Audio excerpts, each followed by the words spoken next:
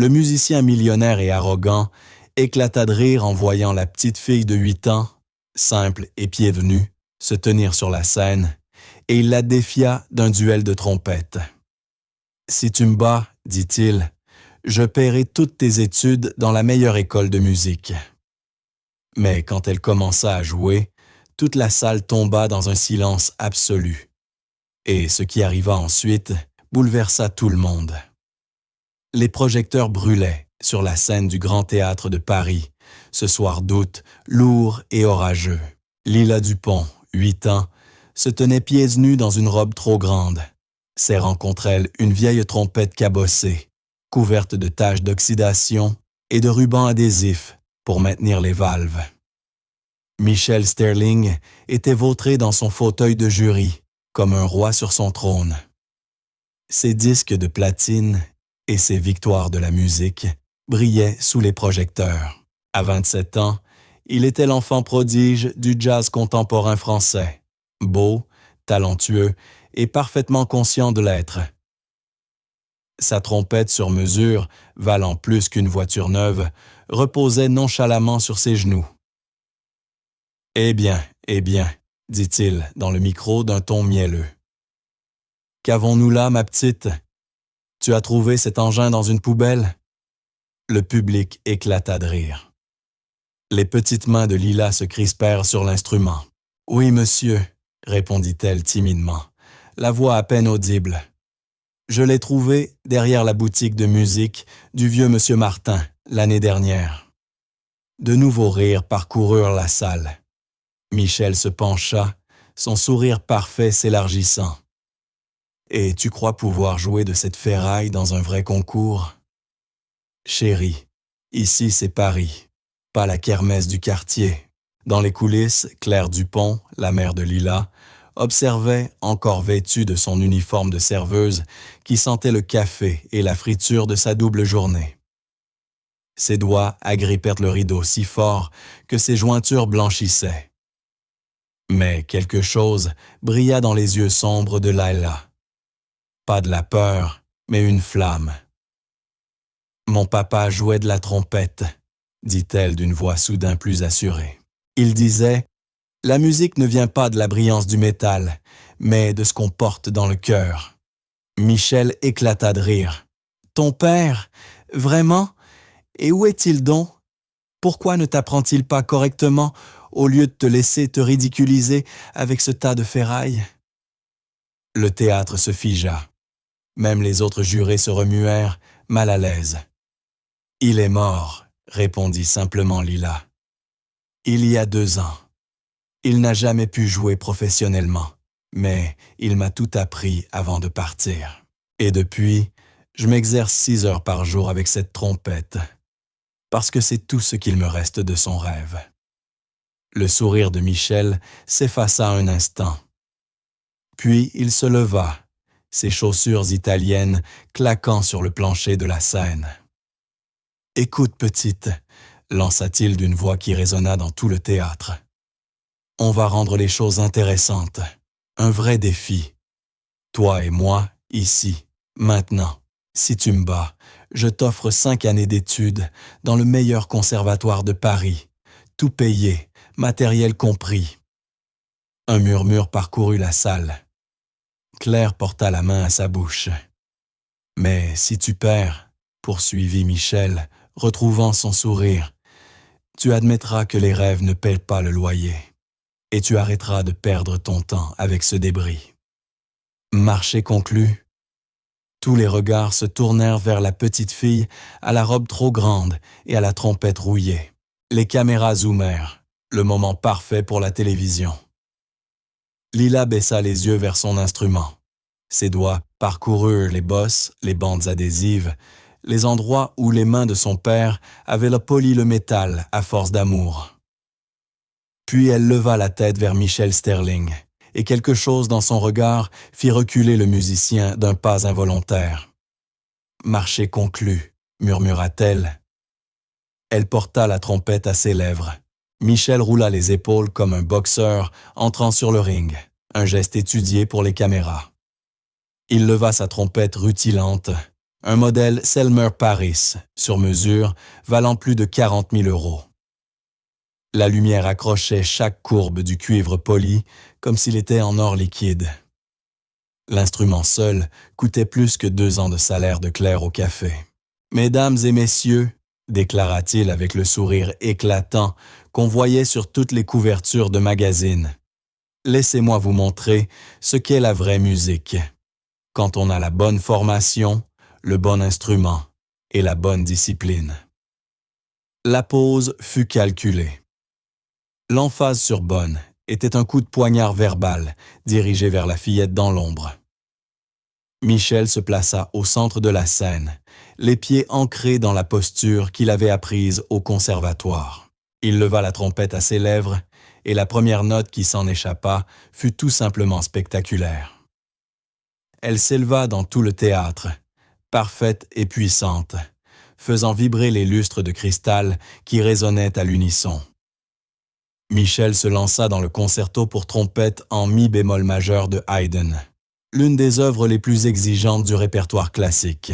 Ses doigts couraient sur les pistons comme les ailes d'un colibri, exécutant des gammes et des trilles qu'aucun musicien raisonnable n'aurait tenté sans des mois de préparation.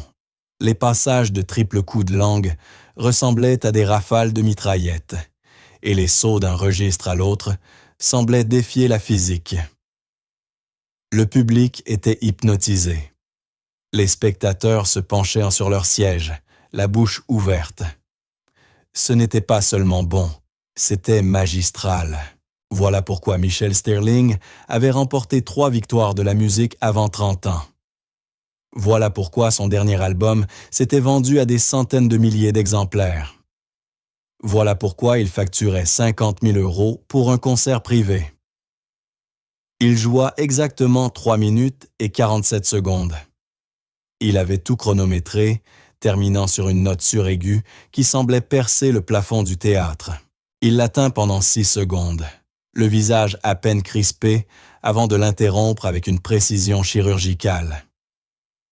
Les applaudissements éclatèrent aussitôt, tonitruants. Les gens bondirent hors de leur siège comme frappés par la foudre. Les femmes des premiers rangs crièrent son nom.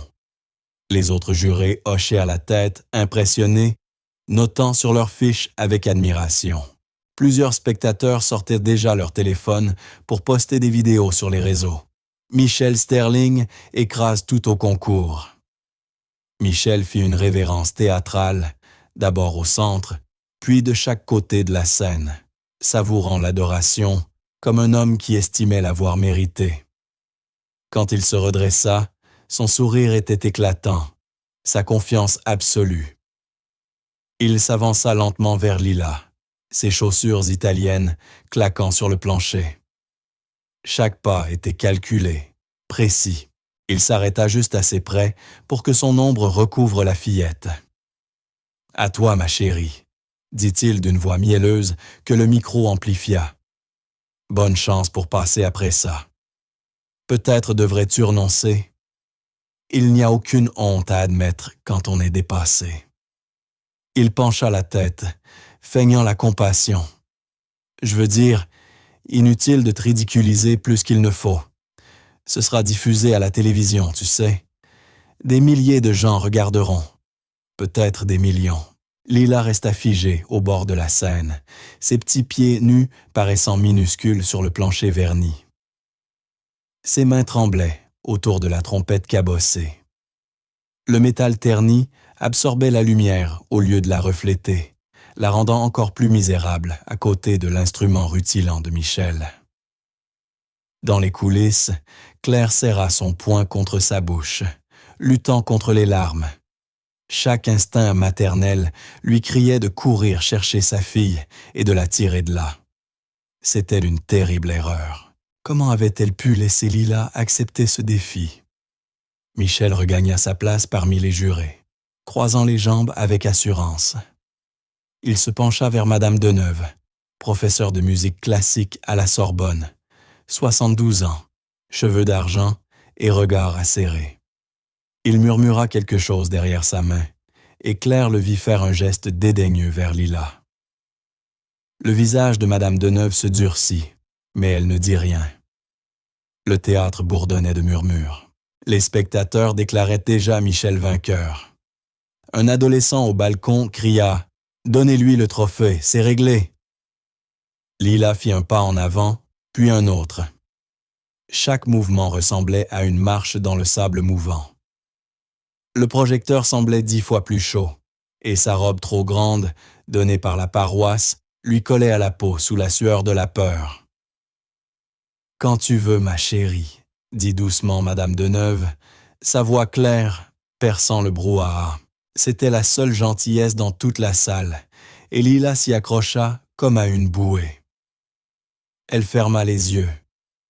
Elle pensa à son père, Thomas Dupont, l'ouvrier métallurgiste qui avait acheté une trompette d'occasion avec son remboursement d'impôts et qui s'était appris à en jouer en regardant des vidéos la nuit quand tout le monde dormait. Elle pensa à ses mains noircies par la graisse, à sa fatigue et pourtant à sa persévérance. Chaque soir, après son service à l'usine, il jouait 1 heure sur le petit balcon de leur immeuble. Elle revit le dernier moment avant l'accident, quand elle avait 6 ans. « La musique, ma petite, ce n'est pas d'être parfaite, lui avait-il dit. C'est de faire ressentir quelque chose de vrai. C'est la vérité. Et la vérité est toujours belle, même quand elle fait mal. » Lila leva sa trompette rouillée à ses lèvres et commença à jouer. La première note qui sortit de la trompette de Lila ne fut pas du tout ce que le public attendait. Ce n'était ni techniquement parfait, comme la prestation de Michel, ni fort, ni brillant. Elle ne s'imposa pas par la puissance ou la précision, mais quelque chose en elle trancha l'air comme un couteau dans de la soie. Brute, sincère et d'une pureté bouleversante. Elle jouait un vieux air populaire français, La vie en rose, mais d'une manière que personne dans la salle n'avait jamais entendue. Elle le jouait comme quelqu'un qui comprenait vraiment ce que ces mots signifiaient, comme quelqu'un qui savait ce que c'est que d'être seul dans un monde trop vaste et trop dur. Chaque note portait un poids, chaque phrase racontait une histoire. Quand elle atteignait les notes graves, on sentait la solitude s'installer jusque dans les os. Et lorsqu'elle montait vers les aigus, on entendait l'espérance lutter à travers les couches du désespoir, vacillante mais refusant de mourir. Le sourire de Michel commença à s'effacer. Il se redressa, la confiance détendue de son corps s'évaporant. Ses mains serrèrent les accoudoirs de son siège. Dans le public, une femme au 3e rang se mit à pleurer sans savoir pourquoi.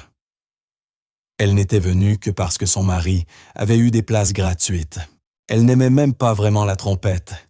Mais quelque chose dans le jeu de cette fillette lui avait saisi le cœur si fort que les larmes lui échappèrent. Un vieil homme au balcon ferma les yeux. Et soudain, il avait de nouveau 20 ans, debout devant la tombe de son père, regrettant tout ce qu'il n'avait jamais dit. Une femme d'âge mûr au 7e rang pensa à sa fille morte d'une leucémie 3 ans plus tôt. Un adolescent se souvint de son meilleur ami parti vivre à l'étranger, qui n'avait jamais rappelé. Le jeu de Lila faisait cela. Il ouvrait des portes dans les cœurs que les gens gardaient de fermer depuis des années. Dans les coulisses, Claire s'effondra contre le mur, tout son corps secoué de sanglots. Elle entendait son mari jouer à nouveau. Elle reconnaissait Thomas dans chaque note, sa douceur, sa force, son refus de se laisser endurcir par la vie. La technique de Lila n'était pas parfaite. On entendait sa respiration entre les phrases. Parfois, ses doigts rataient légèrement les pistons, produisant un cliquetis maladroit. La trompette elle-même donnait un timbre rugueux dans le registre grave, là où les bosses gênaient les vibrations. Mais rien de tout cela n'avait d'importance, rien du tout. Parce que Lila Dupont, 8 ans, pieds nus dans une robe donnée par la paroisse, jouant une trompette rafistolée avec du ruban adhésif, faisait quelque chose que Michel Sterling, avec tout son apprentissage au conservatoire, ses prix et sa perfection technique, avait complètement oublié de faire. Elle disait la vérité. 2 minutes après le début, Tout le grand théâtre était plongé dans un silence absolu. Même ceux qui chuchotaient s'étaient tus. Même le couple qui regardait ses téléphones les avait rangés. Même Michel Sterling ne bougeait plus, figé comme une statue, le visage pétrifié entre le choc et la reconnaissance, ou quelque chose d'encore plus profond. Madame Deneuve, la professeure de musique classique qui avait entendu des milliers d'exécutions durant ses 50 années d'enseignement, avait des larmes qui coulaient sur son visage ridé. Elle n'était pas la seule. Des dizaines de personnes dans la salle pleuraient ouvertement. D'autres restaient immobiles, la main sur la poitrine, retenant leur souffle. Ce n'était plus un concert. C'était une prière. C'était le chagrin, l'amour et les rêves qui se déversaient à travers une trompette cabossée, tenue ensemble par l'espoir et la mémoire. Quand Lila atteignit la dernière note, une longue tenue qui resta suspendue dans l'air comme une brume du matin, personne ne bougea. Le silence dura 5 secondes, 10, 15. Puis, au fond de la salle, une vieille femme noire aux cheveux blancs se leva lentement et commença à applaudir. Ses mains frappaient comme le tonnerre dans le silence du théâtre. Une autre personne se leva, puis une autre, puis 10, puis 50. En 30 secondes, toute la salle était debout, applaudissant si fort que les murs vibraient. Les gens ne faisaient pas que frapper dans leurs mains. Ils acclamaient, criaient, pleuraient encore. C'était l'ovation réservée aux moments qui ne se reproduisent qu'une fois dans une vie. Mais Michel Sterling resta assis, le regard fixé sur la petite fille et sa trompette rouillée, le visage livide, les mains crispées sur les accoudoirs, les jointures blanchies. Dans les coulisses, tandis que le tonnerre des applaudissements ne faiblissait pas, Claire serrait sa fille si fort que Lila pouvait à peine respirer. Les acclamations durèrent 1 minute, puis 2, puis 3. Personne ne voulait s'arrêter. Personne ne voulait que ce moment s'achève. « Ma chérie, où as-tu appris à jouer comme ça ?» murmura Claire dans les cheveux de Lila, la voix tremblante. « Ton père t'a appris les bases, mais ça, c'était autre chose. C'était de la magie. » Lila leva les yeux vers sa mère avec ses grands yeux sombres et sérieux qui avaient toujours semblé trop mûrs pour son petit visage. « Je m'exerce tous les jours sur ce que papa m'a appris, 6 heures par jour, comme je lui ai promis. »« Je sais, ma chérie, » répondit Claire d'une voix étouffée, mais elle ne trouva pas les mots. Elle avait entendu sa fille pratiquer chaque jour pendant 2 ans, mais ce qu'elle venait d'entendre dépassait tout ce qu'elle croyait possible. « Et je me souviens de tout, » ajouta Lila doucement, avec la certitude de la vérité. « De tout ce qu'il m'a dit, de chaque histoire sur la musique, de chaque leçon. Il disait, la musique vit dans les endroits brisés. Il disait aussi, il faut jouer à partir de l'endroit qui fait mal. » Thomas Dupont avait travaillé 15 ans à l'usine métallurgique de Lyon avant de mourir. Il avait accepté cet emploi juste après le lycée, 3 jours après que Claire lui avait annoncé sa grossesse. Il avait reçu une bourse complète pour étudier au Conservatoire national de musique de Paris, tout payé, mais il l'avait refusé sans hésiter. Claire avait supplié, mais il lui avait simplement souri. « La musique peut attendre. Ma famille, non. » Pendant 15 ans, il avait travaillé 12 heures par jour, maniant des machines qui transformaient des plaques d'acier en pièces automobiles. Ses mains portaient en permanence des taches d'huile. Son dos le faisait souffrir, mais il ne s'était jamais plaint, pas une seule fois. Claire se rappelait ces soirées où, après ses journées éreintantes, son mari s'asseyait sur le minuscule balcon de leur appartement, à peine la place pour une chaise, et jouait de la trompette. Les voisins du vieil immeuble ne se plaignaient jamais. Au contraire, ils ouvrèrent leurs fenêtres pour écouter. Madame Bernard du troisième disait que la musique de Thomas valait mieux que n'importe quelle thérapie. Monsieur Roussel du cinquième affirmait qu'elle l'aidait à dormir. Et les adolescents du deuxième disaient que c'était la seule chose belle dans tout le quartier. Ils disaient que la musique devait venir des endroits qui font mal, poursuivit Lila d'une voix calme. Des endroits brisés. C'est là que vit la vérité. Il disait que sa trompette était vieille et cabossée, mais que c'était ce qui la rendait spéciale. Toutes ses bosses étaient des histoires. Toutes ses rayures étaient des souvenirs. Les choses parfaites n'ont pas d'histoire. Thomas avait trouvé cette trompette dans une petite boutique d'occasion à Belleville pour 50 €.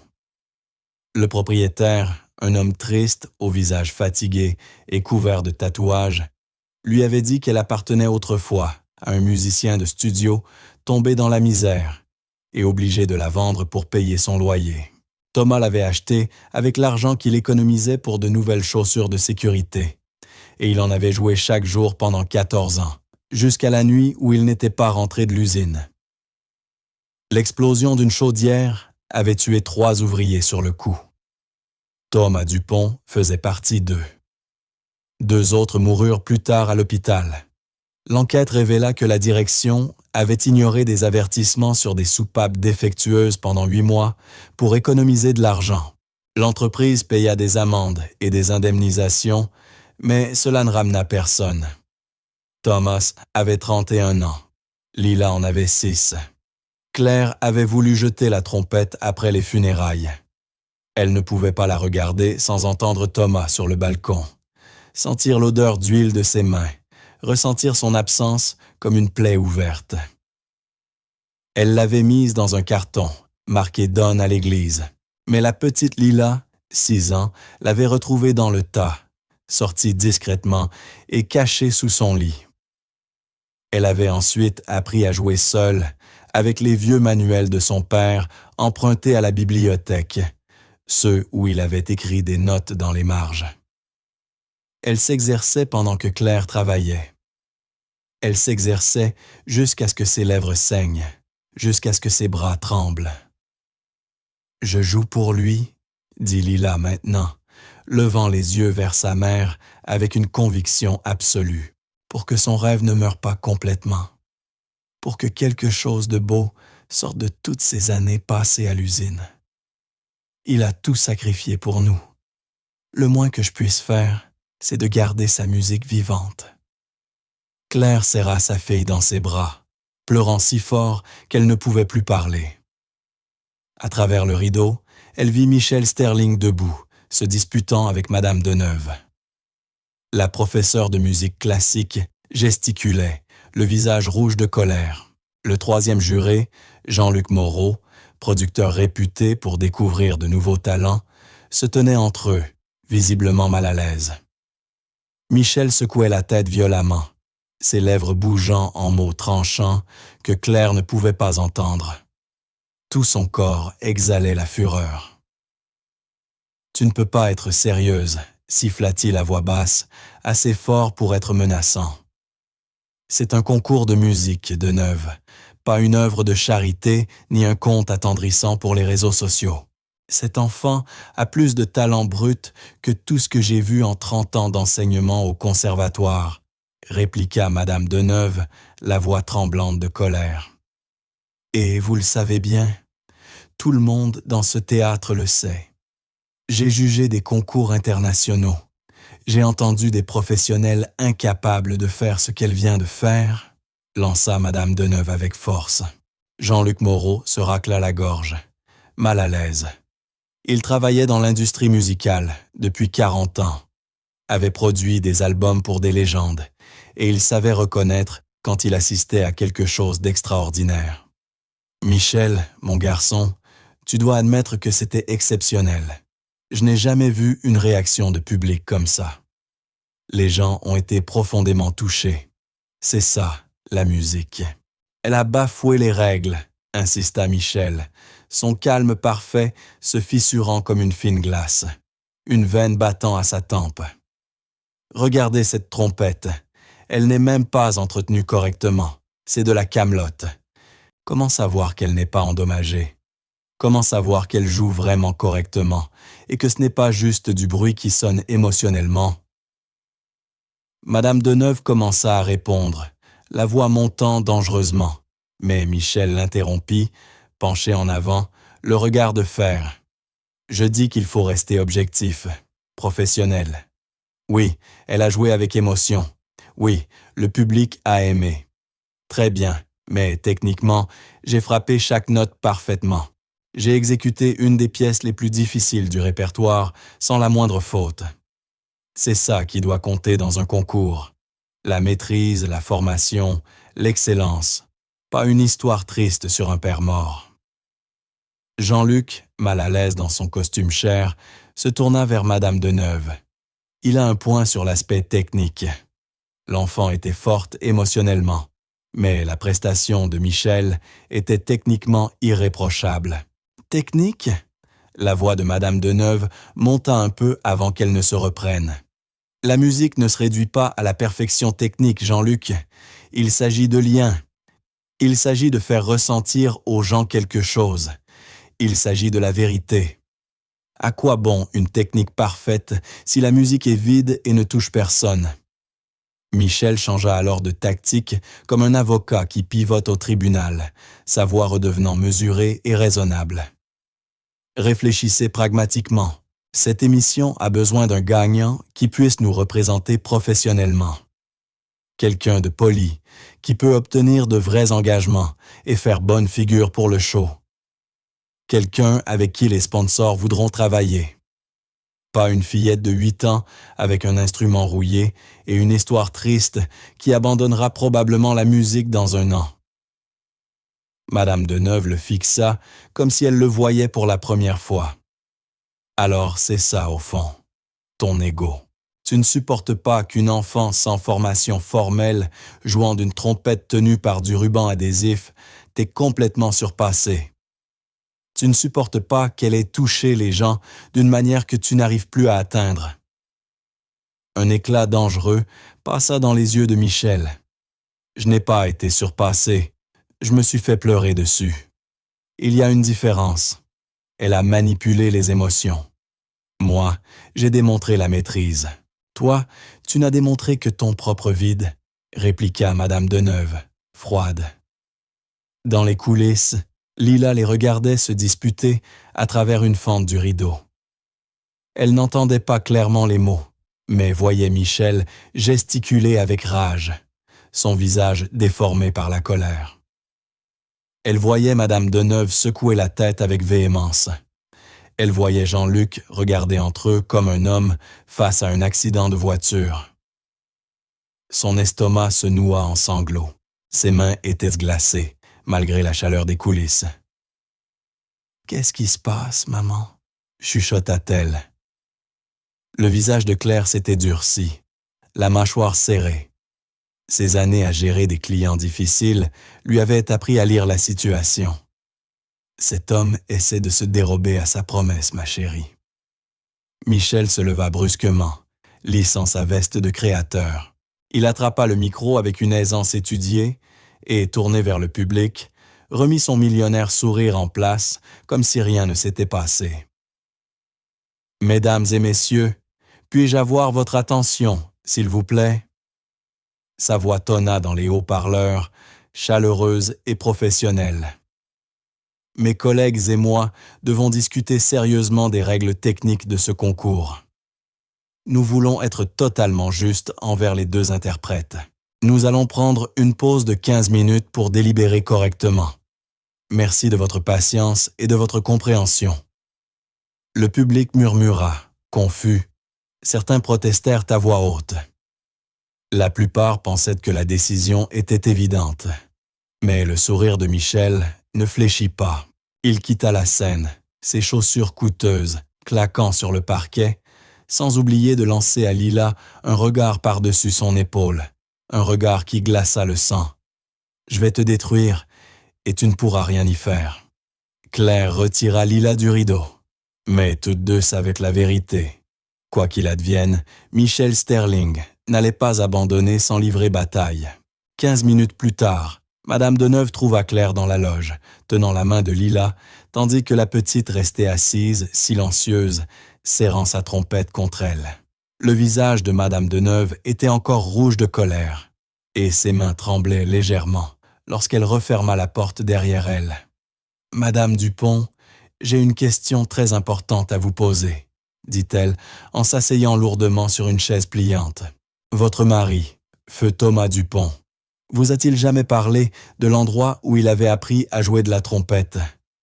Qui le lui avait enseigné? » Claire fronça les sourcils, surprise par la question. Il était surtout autodidacte. Il regardait des vidéos en ligne, empruntait des livres à la bibliothèque. Pourquoi cette question, maintenant? A-t-il jamais mentionné avoir étudié auprès de quelqu'un, même de manière informelle, avoir pris des leçons en personne?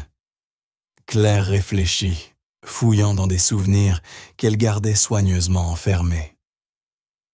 Il m'avait dit, il y a des années, qu'il avait pris quelques leçons quand il était jeune, avant que je le rencontre, avec un musicien de rue à Lyon, un homme qui jouait du jazz sur la place des terreaux et qui apprenait gratuitement aux enfants. Mais cet homme est mort, je crois. Thomas en était bouleversé. Pourquoi est-ce si important? Madame Deneuve sortit son téléphone et fit défiler des photos anciennes qu'elle avait gardées dans un dossier intitulé « Histoire de la musique ». Elle s'arrêta sur une image et la tendit à Claire. « Est-ce que c'est votre mari? » La photo montrait un jeune Thomas Dupont, peut-être âgé de 19 ou 20 ans, le visage plein d'espoir, debout à côté d'un homme noir plus âgé, la barbe grisonnante, tenant une trompette. Les deux souriaient, posant sur un coin de rue, un étui de guitare ouvert à leurs pieds. La photo était datée de 2008.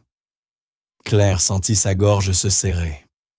Oui, c'est Thomas. Il était si jeune. Mais comment avez-vous cette photo?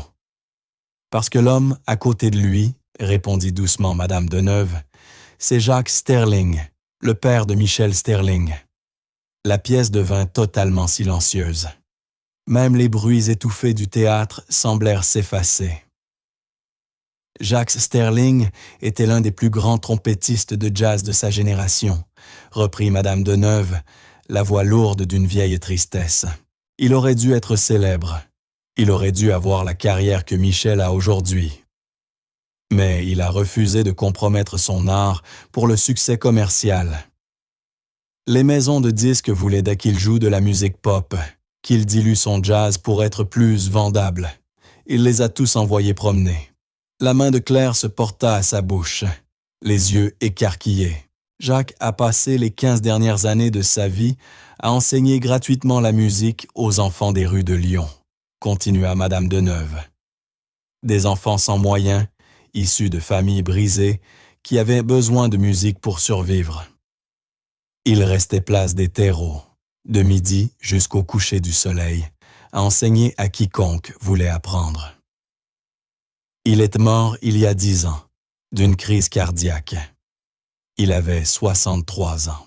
Thomas parlait d'un professeur nommé Jacques, murmura Claire, les souvenirs remontant à la surface.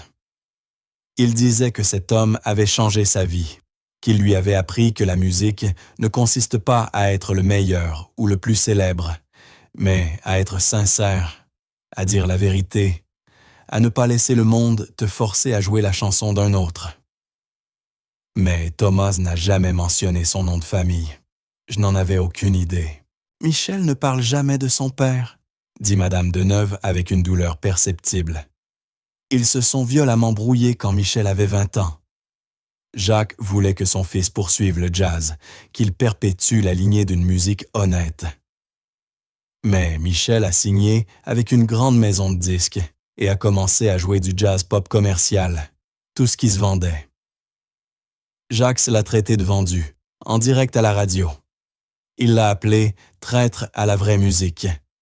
Ils ne se sont plus jamais parlé. Jacques est mort en colère contre son fils, Et Michel passe depuis 7 ans à essayer de prouver que son père avait tort. La compréhension se dessina dans les yeux de Claire, suivie d'une fureur froide. Et quand Lila a joué ce soir, conclut Madame Deneuve d'une voix basse mais vibrante, elle a joué exactement comme Jacques Sterling jouait. Brut, sincère, imparfait, mais vrai, venu de l'âme. Votre mari a dû lui transmettre ces mêmes enseignements. J'ai reconnu ce style immédiatement. J'ai moi-même étudié brièvement sous la direction de Jacques pendant mes études supérieures. Michel l'a reconnu aussi. Il a entendu la philosophie de son père dans la trompette de cette petite fille, et il ne le supporte pas. Lila, silencieuse jusque-là, regardait les adultes, ses yeux sombres, passant de l'un à l'autre. « C'est pour ça qu'il est fâché contre moi ?» demanda-t-elle d'une voix claire et douce. « Parce que je joue comme son papa a appris à jouer au mien ?» Madame Deneuve s'agenouilla devant elle, prenant les petites mains de Laila dans les siennes, ridée. « Ma chérie, tu joues comme la musique doit être jouée, comme elle est faite pour toucher les cœurs. » Et cela effraie Michel, parce qu'au fond de lui, là où il n'ose plus regarder, il sait qu'il a perdu cette capacité le jour où il a préféré être célèbre plutôt qu'honnête. Tu lui rappelles tout ce qu'il a abandonné, tout ce que son père voulait qu'il devienne. « Mais moi, je voulais juste jouer pour mon papa, » murmura Laila. « Je sais, ma petite, » répondit doucement Madame Deneuve. « Et tu l'as fait. Tu lui as rendu un hommage magnifique. » Une porte claqua soudain avec fracas, faisant sursauter les 3 femmes. Michel Sterling se tenait dans l'encadrement de la porte, le visage figé dans un masque de fureur contenue. Ses cheveux parfaits étaient maintenant légèrement ébouriffés, et ses yeux brûlaient d'une intensité presque désespérée. « Nous sommes prêts à annoncer les résultats, » dit-il d'une voix glaciale, chaque mot aussi tranchant que du verre brisé. Tout le monde sur scène, immédiatement. Il tourna les talons et s'éloigna, laissant la porte se balancer derrière lui. À travers l'ouverture, on pouvait entendre le public s'impatienter, se demandant ce qui prenait autant de temps. Madame Deneuve se leva lentement, son expression durcie par la détermination. « Quoi qu'il arrive, là dehors, dit-elle à Claire et Lila, sachez que certains d'entre nous voient la vérité. Certains d'entre nous savent reconnaître la vraie musique quand ils l'entendent. » Mais alors qu'elle s'avançait vers la scène, Claire remarqua que Michel parlait à voix basse avec Jean-Luc Moreau. Ce dernier hochait la tête, l'air troublé, mais résigné. Le verdict truqué, réalisa Claire avec un frisson d'effroi, était déjà scellé. Les projecteurs, cruels et brûlants, ressemblaient à des lampes d'interrogatoire lorsque Michel Sterling s'avança vers le micro, son sourire parfaitement maîtrisé. Le public était revenu de la pause, bruissant de spéculations, presque tous convaincus que Lila avait gagné. Ils allèrent bientôt déchanter. « Mesdames et messieurs, merci pour votre patience », commença Michel d'une voix aussi douce que du miel. « Mes collègues et moi avons longuement débattu des performances de ce soir. Les deux étaient exceptionnels à leur manière. » Madame Deneuve, assise raide sur sa chaise de juge, les lèvres pincées en une ligne fine, ne disait rien. Elle avait plaidé pendant 40 minutes en coulisses, menacée de démissionner. Mais Jean-Luc Moreau avait finalement pris le parti de Michel, invoquant les standards techniques et les exigences professionnelles. 2 voix contre 1. Après mûre délibération, poursuivit Michel, nous avons conclu à une égalité technique. Le public réagit aussitôt par des murmures confus. Plusieurs personnes protestèrent. Un homme au balcon cria « C'est du n'importe quoi !» Michel leva la main pour imposer le silence, son sourire toujours impeccable. « Je comprends vos réactions, dit-il, mais en tant que juge, nous devons prendre en compte plus que l'émotion. Nous devons évaluer la précision technique, la justesse des notes, la maîtrise du souffle et le respect des standards musicaux. C'est une farce, lança Madame Deneuve dans son micro, ne cherchant même plus à dissimuler son dégoût. Cet enfant a bouleversé chaque personne dans cette salle. C'est ça, la musique. C'est bien pour cela, reprit Michel avec une fluidité glaciale, que nous ne déclarons pas encore de vainqueur. Nous invoquons la règle numéro 7 du règlement du concours. En cas d'égalité, les candidats doivent interpréter une seconde pièce choisie par le jury afin d'évaluer leurs compétences techniques spécifiques. Le sang de Claire se glaça. Lila serra la main de sa mère si fort que cela fit mal. La deuxième manche aura lieu dans une semaine, annonça Michel. Même scène, mêmes enjeux, mais cette fois, je choisirai moi-même une pièce du répertoire classique pour trompette. Une œuvre qui mettra véritablement à l'épreuve la technique des concurrents. Le titre sera révélé dans 3 jours, pour laisser à chacun le temps de se préparer. La salle explosa de protestations. Les gens se levèrent, criant que ce n'était pas juste, que ce n'était pas ce qu'ils étaient venus voir. Mais Michel se contenta de sourire et fit un signe discret à la sécurité qui commença à faire sortir le public. Madame Deneuve quitta la scène furieuse, sans dire un mot de plus. Jean-Luc, mal à l'aise, resta assis, évitant le regard de tous. Alors que le théâtre se vidait, Michel s'approcha de Claire et Lila. De près, ses yeux restaient froids malgré son sourire. « J'espère que tu es prête pour une vraie compétition, petite. Plus de manipulation émotionnelle, plus de vote de pitié. Juste la compétence pure. Et nous savons tous les deux que tu n'as pas la formation nécessaire pour ce que je vais te réserver. » Claire s'interposa immédiatement. « Tu as peur d'elle. C'est bien ça, le fond du problème. » Michel éclata d'un rire sans chaleur. « Peur? D'une enfant avec une trompette de rebut?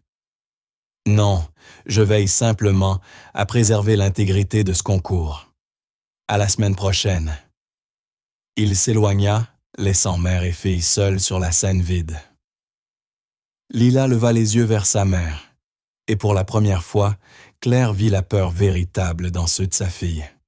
« Maman, je ne sais pas si je peux y arriver, » murmura-t-elle. « Et s'il choisit une pièce que je ne connais pas? Et si je n'arrive pas à la prendre à temps? » Claire s'agenouilla, prit le visage de Laila entre ses mains. « Alors, on s'exercera chaque heure qu'on peut. Ton papa n'a jamais abandonné quand c'était difficile, et toi non plus tu n'abandonneras pas. » Mais même en prononçant ces mots, Claire se demandait si l'amour et la détermination suffiraient face à quelqu'un prêt à tricher pour gagner. 3 jours plus tard, l'annonce tomba sur les réseaux sociaux. Michel Sterling publia une vidéo, son sourire tranchant comme une lame. La pièce pour la deuxième manche sera le Carnaval de Venise, avec toutes ses variations. L'une des œuvres les plus exigeantes jamais écrites pour la trompette. Que le meilleur musicien gagne. Quand Claire chercha la pièce sur YouTube, son cœur se serra. Les trompettistes professionnels s'entraînaient des mois pour maîtriser cette pièce. Certains n'y parvenaient jamais.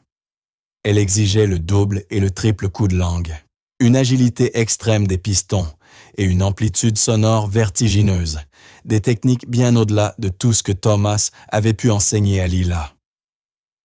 Michel avait choisi la seule œuvre qu'elle ne pouvait tout simplement pas apprendre en 4 jours. Le lendemain matin, Madame Deneuve arriva à l'appartement de Claire avec un étui à trompette et une expression déterminée. Elle avait trouvé leur adresse dans les formulaires d'inscription du concours. Une violation des règles de confidentialité, certes, mais elle s'en moquait à présent. « Puis-je entrer ?» demanda-t-elle lorsque Claire ouvrit la porte, la surprise peinte sur son visage. L'appartement était minuscule, un salon à peine assez grand pour un canapé et une télévision, une kitchenette vieillotte, 2 petites chambres, mais c'était propre. et des photos de Thomas couvraient presque toutes les surfaces. Lui tenant Lila bébé, lui sur le balcon avec sa trompette, lui souriant à la caméra, les mains tachées d'huile, les yeux fatigués mais heureux. « Je suis ici pour aider », déclara simplement Madame Deneuve. Ce que Michel fait est injuste, contraire à toute éthique, et je ne resterai pas là à le regarder détruire le rêve d'une enfant simplement parce qu'il ne peut affronter ses propres démons. Lila était assise sur le canapé, sa trompette sur les genoux, paraissant plus petite que jamais. « J'ai essayé de m'exercer sur la pièce, dit-elle doucement. J'ai regardé des vidéos, mais je ne comprends pas certaines techniques. Mes doigts ne vont pas assez vite. » Madame Deneuve s'assit à côté d'elle et ouvrit son étui, révélant une superbe trompette argentée, pas aussi coûteuse que celle de Michel, mais de qualité professionnelle. « Je vais t'apprendre tout ce que je peux en 4 jours. Ce ne sera pas facile. Tu ne la maîtriseras peut-être pas entièrement, mais tu en apprendras assez pour montrer à cet imbécile prétentieux que le talent ne dépend pas d'un instrument cher ni d'une école prestigieuse. » Durant les 4 jours suivants, Madame Deneuve vint chaque matin et resta jusqu'au soir. Elle enseigna à Lila la bonne respiration, le double coup de langue, la manière de gérer les passages les plus rapides. Elle découpa le carnaval de Venise en sections plus simples, en se concentrant sur les variations les plus impressionnantes. Claire, de son côté, travailla de nuit au restaurant pour pouvoir être présente le jour, dormant à peine 3 heures entre 2 services. Elle s'asseyait dans un coin, regardant sa fille s'entraîner jusqu'à ce que ses lèvres saignent, jusqu'à ce que ses petits bras tremblent, jusqu'à ce que les larmes lui viennent aux yeux. Mais Lila ne renonçait jamais. Le 3e soir, Madame Deneuve leur révéla ce qu'elle gardait pour elle depuis le début. « J'ai fait quelques recherches sur la vie de Jacques Sterling. Après sa rupture avec Michel, il a écrit plusieurs articles sur la commercialisation de la musique, sur la façon dont l'industrie détruit l'âme au profit du profit. Dans l'un d'eux, il nommait son fils directement, disant qu'il avait troqué l'héritage de son père contre de l'or de pacotille. « C'est dur, » murmura Claire. « Cela l'a détruit, » poursuivit Madame Deneuve. Michel n'avait que 20 ans. Il commençait à peine sa carrière. Cet article l'a poursuivi partout. Les critiques le citaient, les musiciens en parlaient. Il a passé des années à essayer de prouver que son père avait tort, devenant de plus en plus célèbre, de plus en plus parfait techniquement. Mais la seule chose qu'il n'a jamais su faire, c'est émouvoir les gens comme son père savait le faire. Et Lila le peut, comprit Claire à voix haute. Lila joue comme Jacques jouait, comme Thomas jouait, depuis les endroits brisés. C'est pour ça que Michel est si menacé. Elle est la preuve vivante que son père avait raison, que tout le succès et la virtuosité de Michel ne valent rien face à une musique sincère, jouée avec le cœur. Lila s'était arrêtée de jouer pour écouter. Son papa devait être bien triste, dit-elle doucement, si en colère contre son fils qu'il ne l'a jamais pardonné. Madame Deneuve hocha la tête. Jacques est mort fâché. Et Michel vit chaque jour depuis en essayant de justifier ses choix. Ta musique l'oblige à affronter la possibilité qu'il se soit trompé. Le 4e jour, Lila pouvait jouer la majeure partie du carnaval de Venise. Pas parfaitement. Sa technique flanchait encore dans les passages les plus rapides, et elle n'atteignait pas toutes les notes aiguës avec la précision de Michel. Mais elle pouvait jouer suffisamment bien pour rivaliser. Plus important encore, elle avait trouvé comment y mettre de l'émotion. Elle avait découvert la joie cachée dans la virtuosité, compris que même cette pièce de démonstration pouvait raconter une histoire, si on la jouait avec sincérité. La veille du concours, Claire serra sa fille dans ses bras. « Quoi qu'il arrive demain, je suis fière de toi. Ton papa le serait aussi. » J'aimerais qu'il soit là, murmura Layla. Il le sera, ma chérie. Il est toujours avec toi quand tu joues. Mais ni l'une ni l'autre ne réussirent à dormir cette nuit-là, hantés par la pensée de ce que Michel Sterling préparait pour le lendemain. Le grand théâtre était encore plus bondé que la première fois. La rumeur s'était répandue sur les réseaux sociaux. Le face-à-face entre la star et l'enfant prodige. Des équipes de télévision occupèrent les derniers rangs. L'histoire était devenue virale. Tout le monde voulait savoir comment cela finirait. Michel Sterling arriva en limousine, vêtu d'un costume de créateur qui valait plus cher que la voiture de Claire. Il salua les caméras, signa des autographes, posa pour des selfies. Il paraissait confiant, détendu, l'air d'un homme convaincu d'avoir déjà gagné. Lila, elle, arriva dans la vieille Honda de 15 ans de sa mère, vêtue de la même robe trop grande, tenant la même trompette cabossée. Mais cette fois, Madame Deneuve marchait à ses côtés, une main posée sur son épaule comme une gardienne protectrice. Dans les coulisses, Michel répétait ses gammes avec une précision mécanique. Sa routine d'échauffement était parfaite, calculée, optimisée pour l'efficacité maximale. Il n'avait pas l'air nerveux, il avait l'air ennuyé. Lila, elle, s'échauffait autrement, doucement, avec hésitation, ses petits doigts cherchant encore à reproduire les automatismes que Madame Deneuve lui avait appris. Ses lèvres, encore meurtries par 4 jours de pratique intense, tremblaient légèrement. « Prête ?» demanda doucement Madame Deneuve. « J'ai peur, » répondit Lila. « Parfait, » dit-elle avec un léger sourire. « Ton père devait avoir peur avant chaque représentation aussi. La peur, c'est ce qui prouve que tu tiens à ce que tu fais. Michel n'a plus peur, et c'est sa faiblesse. » Les juges prirent place, Madame Deneuve, Jean-Luc Moreau et un 3e remplaçant, puisque Michel concourait lui-même. Le nouveau juge était Gérard Faure, metteur en scène de comédie musicale à Paris, un homme aux yeux bienveillants et aux cheveux gris, recruté la veille en urgence. Michel passa en premier. Il monta sur scène, comme un roi retrouvant son trône, sa trompette de 40 000 € brillant sous les projecteurs. Dès qu'il commença à jouer le Carnaval de Venise, le public poussa un soupir d'admiration devant une telle virtuosité technique. Ses doigts volaient sur les pistons à une vitesse inhumaine. Chaque note était d'une clarté cristalline. Chaque variation exécutée avec une précision mécanique. Il atteignit des notes si hautes que les lustres vibraient. Même les musiciens professionnels présents secouaient la tête d'incrédulité. C'était une performance parfaite, techniquement irréprochable, une véritable démonstration de maîtrise qui serait étudiée pendant des années. Quand il eut terminé, les applaudissements furent forts, respectueux. Le public savait qu'il venait d'assister à quelque chose d'extraordinaire.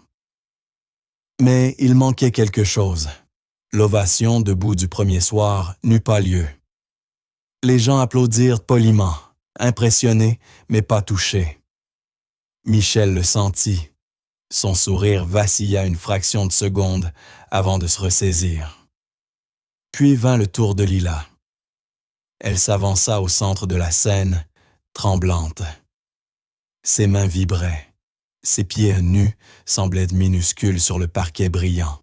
Lorsqu'elle leva sa trompette, certains spectateurs des premiers rangs virent des larmes dans ses yeux. Elle commença à jouer, et tout de suite, on comprit qu'elle peinait. L'introduction était plus lente que celle de Michel. Ses doigts trébuchaient sur les passages rapides. Elle manqua une note aiguë dans la 2e variation, le son en sortit cassé, dissonant. Dans la salle, des murmures mal à l'aise se firent entendre. Ce n'était pas la magie de la première soirée, c'était une enfant aux prises avec une pièce bien trop difficile pour elle. Certains spectateurs avaient le visage fermé, Non pas contre Lila, mais contre Michel, contre le système qui permettait cela. Michel, assis au premier rang, affichait une expression neutre, mais ses yeux brillaient d'une satisfaction glaciale. Il avait gagné. Même lui le savait. La petite ne pourrait pas soutenir la comparaison. Mais alors, quelque chose changea. Lila ferma les yeux, prit une profonde inspiration, et tout en elle se transforma. Elle cessa d'essayer d'être parfaite. Elle cessa de vouloir imiter la technique de Michel. À la place, elle se mit à jouer vrai. La transformation fut immédiate, saisissante. Lila arrêta de se battre contre la musique. Elle se mit à danser avec elle. Oui, sa technique restait imparfaite. Oui, elle ratait encore des notes. Mais soudain, cela n'avait plus aucune importance, car elle racontait une histoire avec chaque phrase. Elle joua le carnaval de Venise non plus comme un exercice de virtuosité, mais comme ce qu'il était vraiment. Une fête, une joie née de la difficulté, un rire à travers les larmes. Elle trouva l'humanité cachée sous les notes rapides et la fit chanter. Le public se pencha en avant. Le malaise fit place à la fascination. On n'assistait plus à un concours. On assistait à quelque chose de vrai, de vivant. Puis, au milieu de la troisième variation, une vieille femme noire se leva du 5e rang. C'était la même femme qui avait lancé l'ovation debout lors de la première représentation. Sa voix retentit, claire et puissante. Arrêtez ça. Lila s'interrompit. Le théâtre tout entier se figea. Tous les regards se tournèrent vers elle. La sécurité s'avança pour la faire sortir, mais la femme leva la main avec une telle autorité qu'ils s'arrêtèrent net. « Mon nom est Ruth Sterling », déclara-t-elle. « Jacques Sterling était mon frère. Et j'ai quelque chose à dire. » Madame Deneuve laissa échapper un cri de surprise. Michel devint aussi pâle qu'un drap. Ruth Sterling descendit lentement l'allée centrale en direction de la scène, sa canne frappant le sol à chaque pas. Elle devait avoir au moins 75 ans. Les cheveux blancs tirés en arrière, vêtue d'une robe violette du dimanche et de chaussures pratiques. Mais ses yeux brillaient d'une colère juste et indomptable. « Cela fait 2 semaines que je regarde mon neveu, Michel Sterling, intimider une enfant parce qu'il est trop lâche pour affronter ses propres échecs, » déclara-t-elle d'une voix qui résonna dans tout le théâtre. Cette petite fille joue exactement comme mon frère Jacques apprenait à ses élèves, avec vérité, avec cœur, avec âme. Et cela terrifie Michel, parce que cela lui rappelle tout ce qu'il a trahi. « Tante Ruth, s'il te plaît, » balbutia Michel, se levant, le masque de sa maîtrise enfin brisé. « Ne m'appelle pas Tante Ruth, petit, » répliqua-t-elle sèchement. « J'étais là quand tu as dit à ton père que sa musique ne valait rien parce qu'elle ne se vendait pas. J'étais là quand tu lui as lancé qu'il était un raté parce qu'il avait choisi l'art plutôt que l'argent. J'ai tenu la main de mon frère quand il est mort. Et tu sais quelles ont été ses dernières paroles. Dis à Michel que je lui pardonne. Dis-lui qu'il n'est pas trop tard pour revenir à la vraie musique. » Le théâtre entier se figea dans un silence absolu. On pouvait entendre les respirations. Les caméras filmaient tout. Cette scène ferait le tour du monde dès le lendemain. Des larmes coulaient sur le visage de Michel désormais. Son masque de perfection venait de se briser complètement. « Il ne m'a jamais pardonné, » sanglota-t-il. « Il est mort en me détestant. »« Il est mort en t'aimant, imbécile, » répondit Ruth, la voix brisée par l'émotion.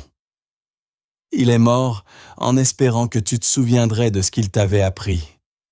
Et toi, au lieu de ça, tu as passé 7 ans à vouloir lui prouver qu'il avait tort, en devenant exactement tout ce qu'il t'avait supplié de ne jamais devenir. » Elle se tourna alors vers Lila, restée immobile sur scène, sa trompette encore levée. Le père de cette petite fille a appris auprès de Jacques. J'ai vu la photo que Madame Deneuve a trouvée. Je me souviens de Thomas Dupont. Un garçon doux, travailleur, passionné de musique. Jacques a parlé de lui pendant des mois après qu'il eut dû arrêter les cours. Il disait que ce garçon avait un don, qu'il ferait naître quelque chose de beau, même si le monde essayait de l'en empêcher. Ruth se retourna vers Michel. Et Thomas a bel et bien créé quelque chose de beau. Il a créé elle. Elle désigna Lila du doigt. Il a transmis à sa fille les enseignements de Jacques avant de mourir. L'héritage de ton père vit à travers la musique de cet enfant, et tu ne le supportes pas, parce que cela prouve que le vrai raté, c'est toi, pas lui. Michel s'effondra sur son siège, la tête dans les mains, les épaules secouées de sanglots. Le grand Michel Sterling, lauréat de Grammy Awards, juge de concours, réduit à genoux par la vérité qu'il fuyait depuis 7 ans. Le public ne savait plus quoi faire. Certains pleuraient, d'autres restaient figés, hébétés. Ce concours n'en était plus un. C'était devenu un jugement, une rédemption publique. Gérard Faure, le juge remplaçant, prit doucement la parole dans son micro. « Je pense qu'il faudrait faire une nouvelle pause. Tout cela dépasse le cadre d'une simple compétition de talent. » Mais Ruth Sterling secoua la tête. « Non, laissez la petite finir. Laissez-la aller au bout de ce qu'elle a commencé. Cessez de laisser la peur et l'orgueil interrompre la beauté. » Elle leva les yeux vers Lila avec une tendresse telle que les larmes de la fillette se mirent enfin à couler. « Joue, mon enfant. Termine ta chanson. Montre-nous ce que les enseignements de mon frère sont devenus entre tes mains. » Lila se tint au centre de la scène, la trompette levée, les joues mouillées de larmes. Le théâtre tout entier retenait son souffle. Michel Sterling restait affaissé dans le public, brisé. Sa tante Ruth se tenait debout dans l'allée, la canne solidement plantée au sol, le visage à la fois sévère et empreint d'amour. Pendant un long moment, Lila ne bougea pas. Elle aurait pu s'arrêter là. Elle aurait pu repartir, victorieuse par la vérité plutôt que par la musique. Michel était détruit. La vérité avait triomphé. Elle avait déjà gagné dans tout ce qui comptait vraiment.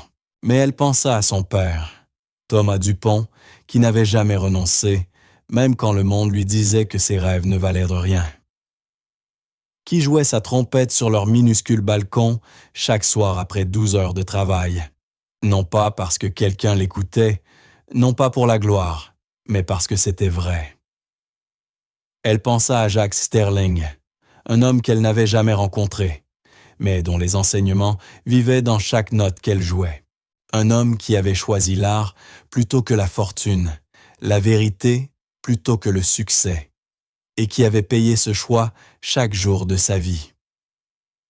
Et elle pensa à Michel, brisé, en larmes, lui qui possédait tout ce qu'elle aurait pu rêver d'avoir, mais qui avait perdu la seule chose qui comptait vraiment.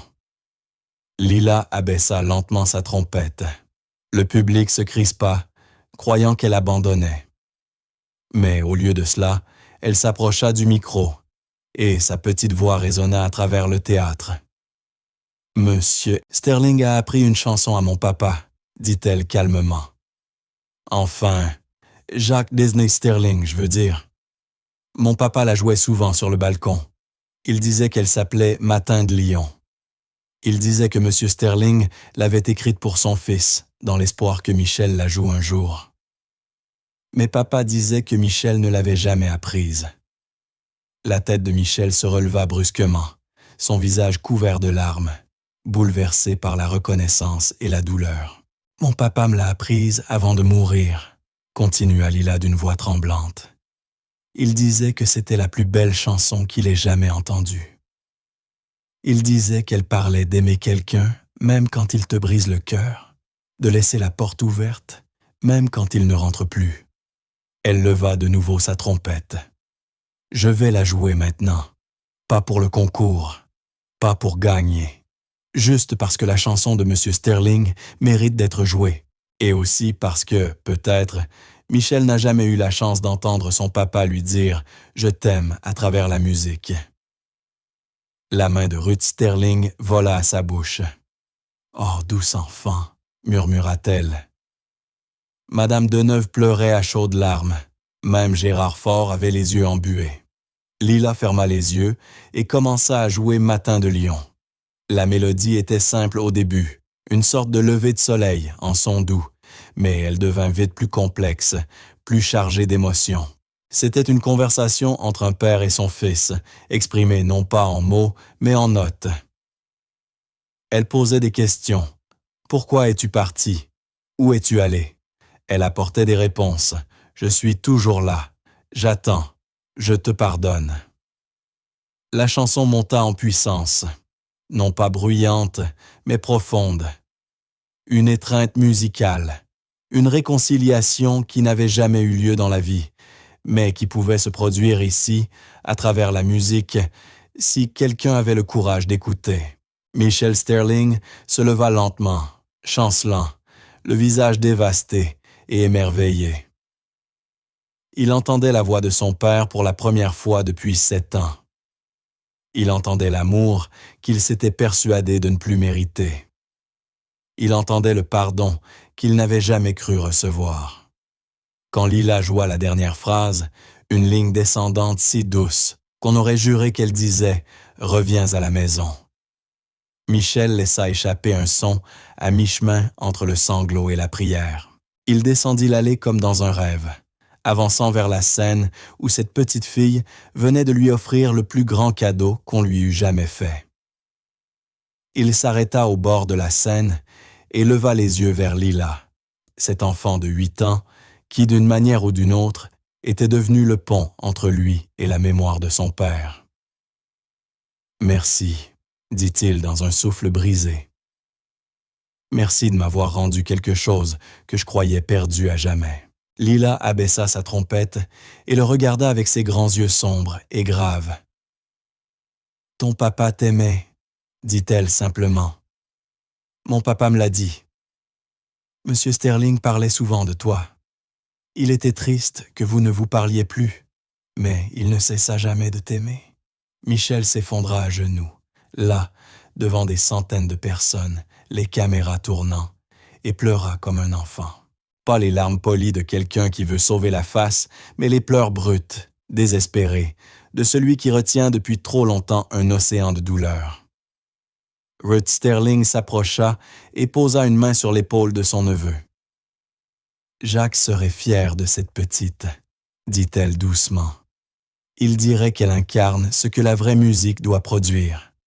La connexion, la guérison, la vérité. » Le public resta silencieux, témoin de quelque chose de sacré.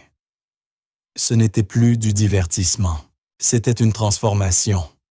Enfin, Gérard Faure prit la parole dans son micro, la voix tremblante d'émotion.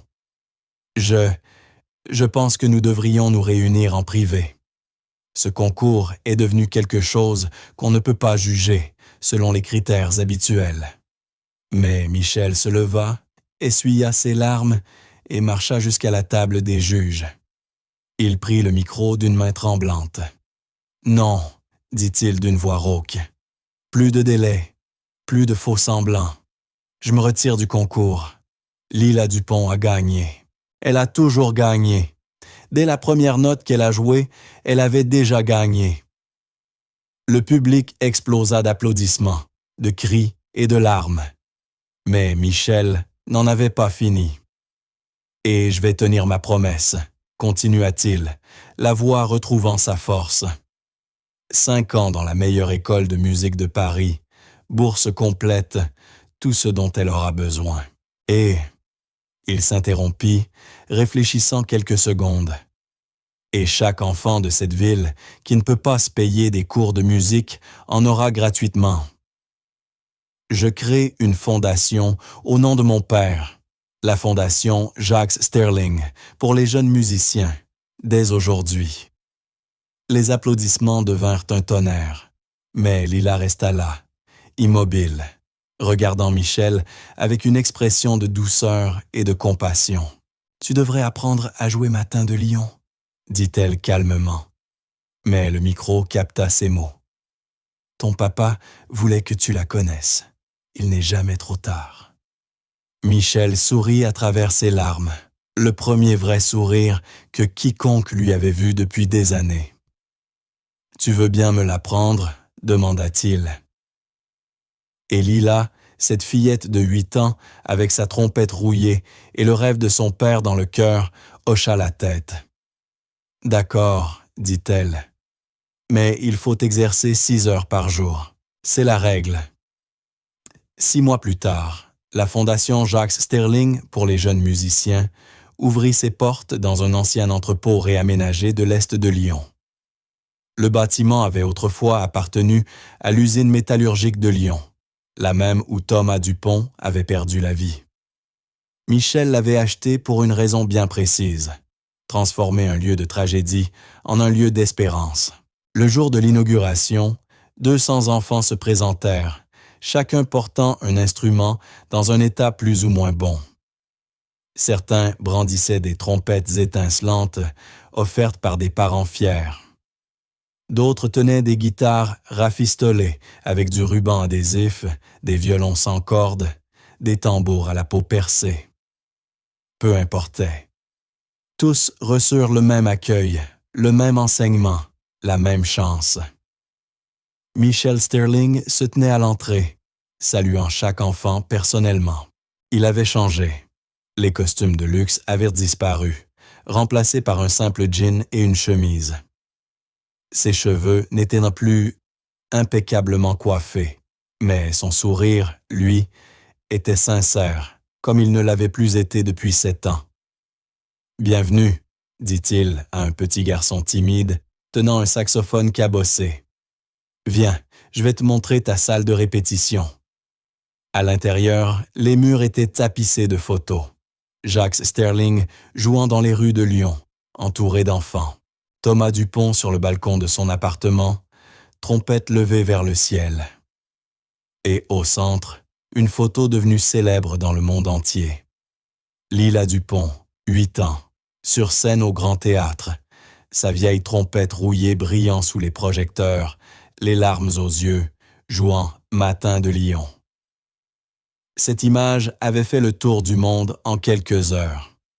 Les journaux titraient « Une enfant aux trompettes cassées apprend à un lauréat des victoires de la musique la vraie valeur de l'art » ou encore « La performance qui a tout changé ». Mais la véritable histoire se déroulait ici, dans ce bâtiment, chaque jour. Madame Deneuve avait quitté le conservatoire pour diriger les programmes éducatifs de la Fondation. Ruth Sterling gérait l'administration, sa canne résonnant dans les couloirs, tandis qu'elle veillait à ce que chaque enfant ait ce dont il avait besoin. Et Claire Dupont travaillait à temps partiel au bureau, ayant enfin pu abandonner ses doubles services au restaurant. Lila étudiait au Conservatoire de musique de Lyon grâce à la bourse offerte par Michel. Mais chaque après-midi, elle revenait à la Fondation pour enseigner aux plus jeunes, comme son père le lui avait appris. Pas seulement la technique, mais la vérité. Pas seulement les notes, mais les histoires. « Rappelez-vous, » disait-elle souvent aux enfants, « votre instrument n'a pas besoin d'être parfait. Vous n'avez pas besoin d'être parfait. Vous devez juste être honnête. » La Fondation avait déjà transformé des centaines de vies. Une fille venue d'un foyer d'accueil avait découvert qu'elle possédait l'oreille absolue et se préparait désormais à l'opéra. Un garçon passé par les foyers de rééducation avait trouvé la paix dans la guitare classique et n'avait plus eu d'ennui depuis. 2 sœurs jumelles d'un quartier défavorisé formaient un duo de jazz déjà engagé pour des concerts. Mais la transformation la plus incroyable était celle de Michel lui-même. Il avait interrompu sa carrière pendant 1 an pour apprendre auprès de Madame Deneuve, étudier les vieux enregistrements de son père, se souvenir des raisons pour lesquelles il était tombé amoureux de la musique. Chaque jour, il pratiquait Matin de Lion exactement comme Lila le lui avait enseigné. Lentement, douloureusement, il retrouvait le chemin du musicien que son père avait voulu qu'il devienne. Ce jour d'ouverture, alors que le soleil se couchait sur Lyon, Michel monta sur une petite scène dans le grand hall de la Fondation, entouré des enfants et de leurs instruments.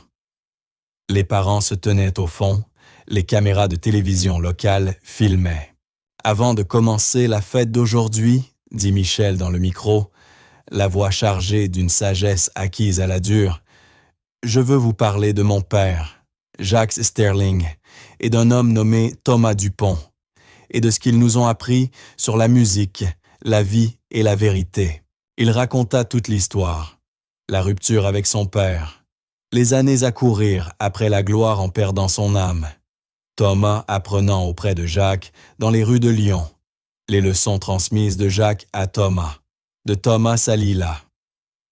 Le concours devenu Confession, la chanson qui avait tout changé.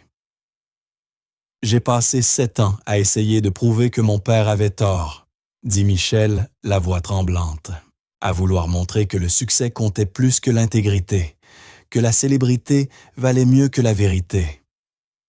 J'ai gagné des prix, vendu des millions de disques, été tout ce que l'industrie voulait que je sois. Il s'interrompit, regardant les visages attentifs des enfants.